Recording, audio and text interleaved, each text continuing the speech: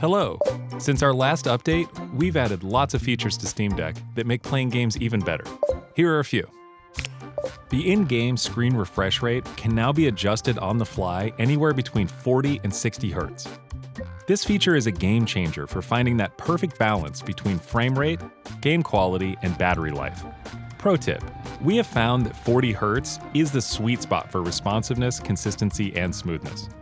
You can enable a lock screen to keep people from picking up your Steam Deck and messing with your games. You can configure it to show on power up, each login, on switching desktop view, or any combination. You can now see the actual percentage remaining in your battery's charge in the header bar. We've added a convenient button to reset your graphics settings back to the Steam Deck defaults. There are now enough individual settings that it can sometimes be hard to keep track of what you've changed. You can now also set graphics options for each game individually. Just toggle the Use Per Game profile setting and your changes will be saved just for that game. We've also added a setting for uncapped frame rate in case you want to let a game run as fast as possible. And you can also reset your per game settings with the click of a button too. SteamOS now has smarter software to control Steam Deck's internal fan, making it more responsive and also quieter in low usage scenarios. And for those of you who prefer the old fan behavior, you can always switch back to that in settings. We're continuing to work on improvements, so let us know what you think.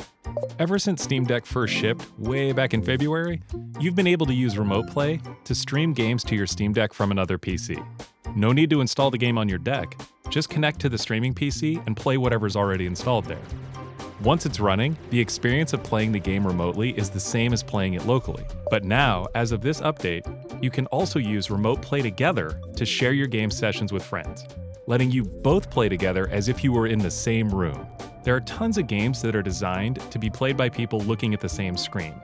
With Remote Play Together, it's as easy as sending a friend a game invite, and voila, you're playing together. They don't even need to own the game. It's great. We've added lots of new keyboard layouts. The main reason to do that, of course, is for international accessibility. But hey, Dvorak needs love too. Once you've enabled each layout or language, just press the globe button on the virtual keyboard to switch between them. There's now a special pinned area in the friends list for new messages and friend invites. There's also a new page where you can add friends or view all your pending friend invites. The Valve Hardware Survey, which has been part of Steam for many years, now appears on Steam Deck. It lets you opt in to Valve's collection of hardware statistics about all the PCs that connect to Steam worldwide. You can then view the global results.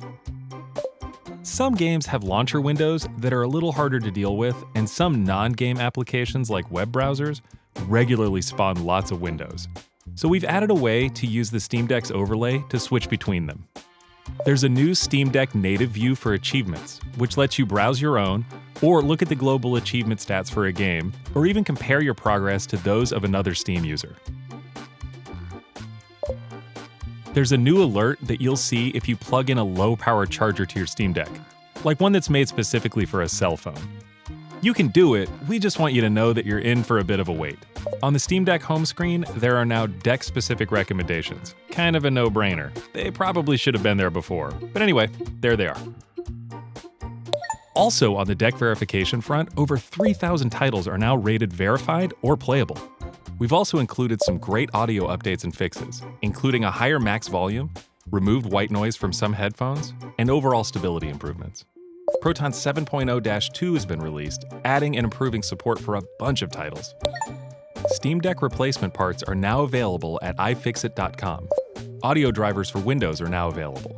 We've included FTPM support for Windows 11 installation. As always, we'd love to hear your feedback, so head over to the Steam Deck forums and let us know what you think. Thanks for watching, and we'll see you next time.